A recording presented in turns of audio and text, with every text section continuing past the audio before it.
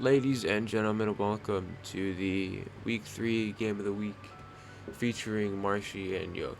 I'm your host, Vanilla Sarlax. It is currently way early in the morning, and after 5 attempts, I know this is the fifth attempt of getting this to work. Everything should be good to go, and OBS should be fine. So here we are officially. Here we are finally. Um, so as you see, Marshy on the left has Tornadus, Umbreon, Dracovish, Clefairy, Mega Medicham, Sandslash, Gothitelle, Furfrou, Pex, Dracloak, and Ferrothorn. Yook has Tapu Lele, Zarude, Zeraora, Quagsire, Gliscor, Lickitung, Empoleon, Galarian, Stunfisk, Buzzwole, Aurora, Salazzle, and Sliggoo. Going into this game, Marshy is 2-0, Yook is 1-1. Both of them having a very tough schedule, if I remember correctly. Yook had a tough schedule. He had knock week 1, which was rough. But as you can see here, this is the matchup for week 3. I'm sorry, my commentary is like really off. I was up late last night trying to fix OBS, and I woke up early to get this in. So looking from the Sizzlepedes side offensively, they have some pretty good tools. Gothitelle is very strong this game, especially considering Yook has stuff like Zeraora and Lele at his disposal, which are both pretty darn strong. Actually, they're both very strong against Marshy. Zeraora is the fastest thing in this game. Has access to knockoff CC Blaze Kick, Volt Switch, Plasma Fists, a bunch of really good utility moves, even Grass Knot for Stand Slash, knockoff Critical Flurry. So Zeraora is a pretty big problem. Gothitelle helps a lot with trapping it. Lele is also pretty good. Lele is very good.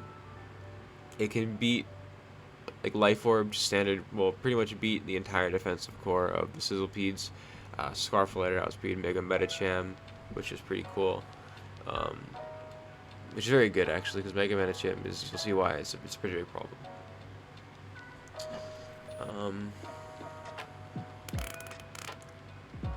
What else? Zarude's pretty good as well.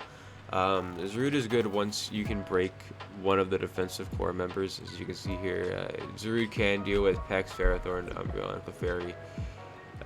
Or it can't really deal with Clefairy, actually, if it wants to deal with the other ones, but it can run CC, Power Whip, Banded Power Whip, well, to a KO Pex, which is really cool. So if Ferrothorn's gone, a Banded Power Whip has a pretty good game. It also is something that is faster and can live a Vicious Rend if it goes first, or it is bulked up enough. Let me turn the music down. I can't tell if it's too loud, but it feels like it's too loud. On Yook's side, we already talked about Lele and Zeraora and Zarude, so we talked about most of it. Defensively, Quagsire could be pretty important. Only thing with Water Absorb, so it would really suck if Dracovish just ran Scarf and beat everything. Although Empoleon, I think, could live a couple, but I'm not sure what it hits back with. I mean, it can knock off, but it could still be a pretty big problem. 1 second, let me fix the music. Okay, it shouldn't be too overpowering, and it should be back to the one video that I now need to link in the description. So, yeah, Sliggoo is also pretty cool. It'll beat... not beat Pex Ferrothorn, but it's alright. But with that out of the way, it's been 4 minutes. Let's go ahead and switch to the teams. And tragically, Yook actually deleted his team, so this is what we have to go off of. No EVs, but the movesets are pretty much there. Zeraora is Expert Belt with Plasma Fist, Volt Switch, Knockoff, Blaze Kick. Gliscor is, I guess, especially defensive, Earthquake, U-turn, Roost Defog. Gliscor really isn't good this game. I'm not sure what it's doing. I mean, it's okay, it's alright, but I don't know. I don't like it this game. Buzzwole is Life Orb, Close Combat, Thunder Punch, Earthquake, Leech Life. Zarude is Banded. Lele is Assault Vest. You'll see why in a moment, but this is a very great set with Psychic Moonblast, Focus Blast, and Draining Kiss. And Empoleon is Rocks, Scald, Toxic, so basic. And not Crested, it is normal Empoleon with leftovers. Taking a look at Marshy's team, first is Mega Medicham, and I need everyone to calm down. Okay, everyone take a nice deep breath. You're seeing Special Attack Medicham, and it's going to be okay. The reasoning behind this set is, I didn't even ask them, I just know what the set is supposed to be. So on this field, which is the Psychic Field or Ancient Ruins, um, huge power and pure power apply to the special attack stat rather than the physical attack stat. So basically, huge power is giving a special boost, which is why he's running special like Metachan. Telepathy before evolving is Prankster on the field. Everything with telepathy has Prankster essentially. So the idea is you Prankster Calm Mind before you evolve, and then you evolve, and then you have, you know, a +1, you know, Sting, a +1 guy. So very good. Choice Banded Dracovish is also here with Rocky Helmet Ferrothorn.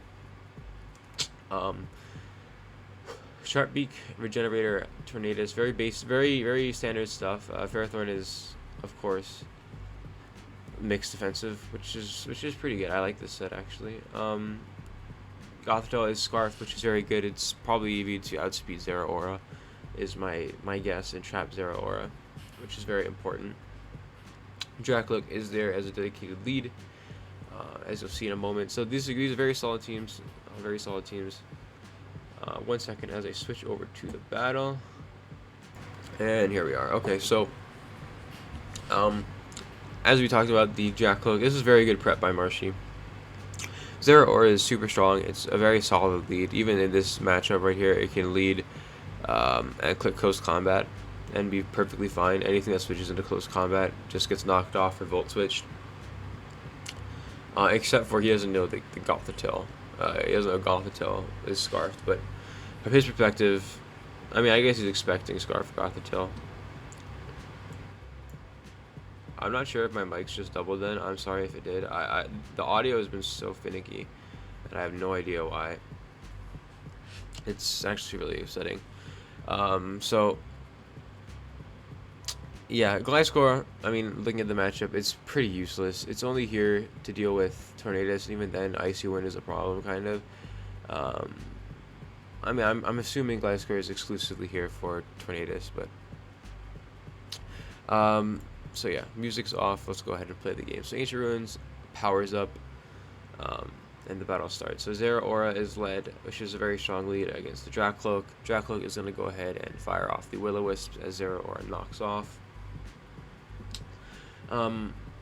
Which is very good for Marshy, obviously. So Dracloak's down to 30%. It's done its job though, so it's pretty much just a very effective stack. Zeraora knocks off again and gets rid of the Rocky Helmet on the Ferrothorn, but now Zera is essentially down to 60%, which is pretty sucky. Or not sucky. I mean, as long as it's alive, it can kind of help. But now it's burned, so everything's going to be like significantly more chipped than it would have. And Poleon comes out here on the Ferrothorn, and I believe just doubles into Gliscor, which is not very good this game. So using it exclusively just to get rid of rocks is fine. But Ferrothorn is just going to get back to full here, which isn't good for Yook at all. Yeah, so Gliscor is going to go ahead and just lose 1,000,000% of his HP. Because he U-turns here, I believe. Yeah, U-turns out, which brings Gliscor down to 34.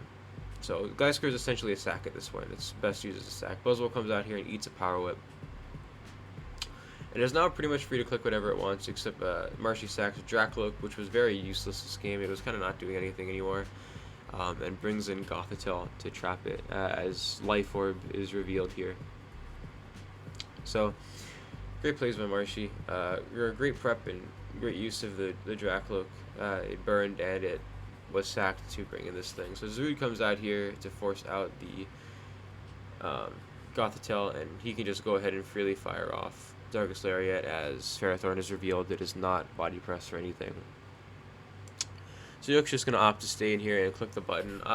Right here, I think you should have been aware that Gothitelle has a pretty solid chance of coming out. I'm going to give him the benefit of the doubt and assume that it's like Special Gliscor is able to take on Tornadus. Let me calc it. Yeah, so especially defensive Gliscor can't take on Tornadus Therian at all. If Yook wanted to preserve this thing, I would have swapped into Gliscor and just Earthquake this, fired off Earthquakes, or U-turn or defog this Spike away. Zood isn't super good this game for the rest of the game, but it's pretty good if it can force out Gothitelle.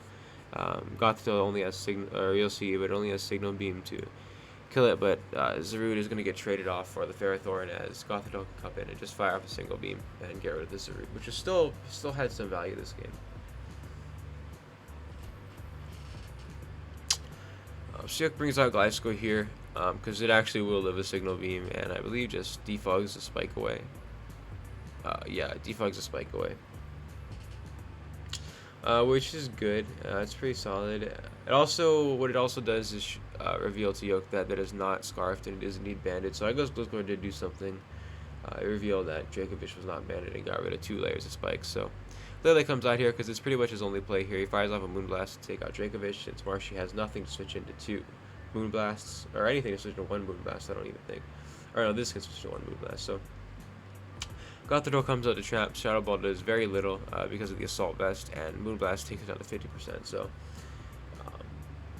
Lele is going to win this exchange. After this, Yook has to get out of there as soon as possible since it needs all of its health to live 1 from Mega Medicham. And Apollyon is pretty much useless the rest of this game. However, it can kind of deal with this. So Apollyon comes out here, and Marshy is going to show a very tactical ability here. Hurricane comes off and lands the Confusion, which is very good. Apollyon tragically does not get confused, but it is hit by a Focus Blast. So Marshy hitting a Hurricane, getting the Confusion, and hitting a Focus Blast, very tactical. And then this next turn, we also see another Focus Blast hit. It's like, man, this guy's insane. This Tornadus. He's got 20/20 vision. So here's where Yook makes a play I disagree with. So from this percentage, I'm not sure if he calced it, but this is why you should run calcs. He's about to, actually, we'll go ahead and watch what happens. So Zero Aura goes ahead and clicks, I believe it's just Plasma Fist to bring Medicham down to 66%. And from here, Volt Switch is a 2-hit KO.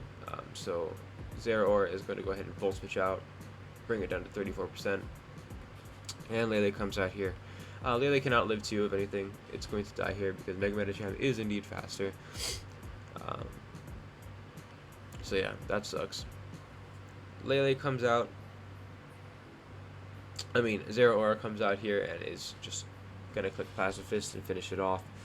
Tornadus comes in here, and because of the Regenerator, it's now at like 94%, which is pretty bad considering he's Bird and Volt Switch no longer kills. So he has to go for a Plasma Fist. Plasma Fist, of course, will not kill because of the burn, and then Marshy is gonna get some justice and miss a Focus Blast.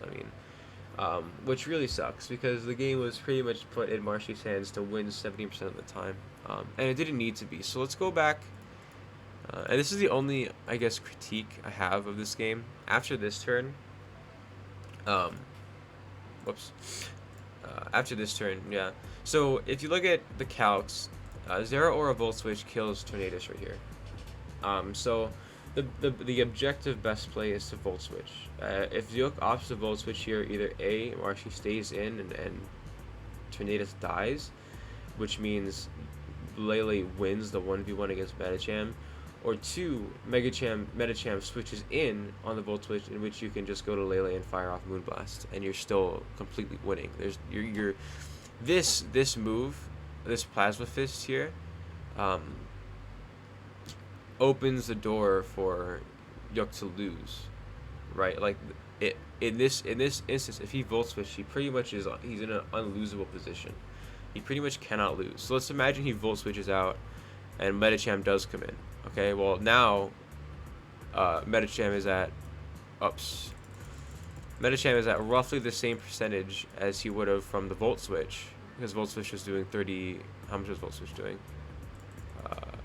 Volt Switch was doing 34, so it would have been virtually the same percent, except in this turn, Lele would be out on Medicham, and Moonblast is just completely free. Nothing can take out Lele in one hit at 42%.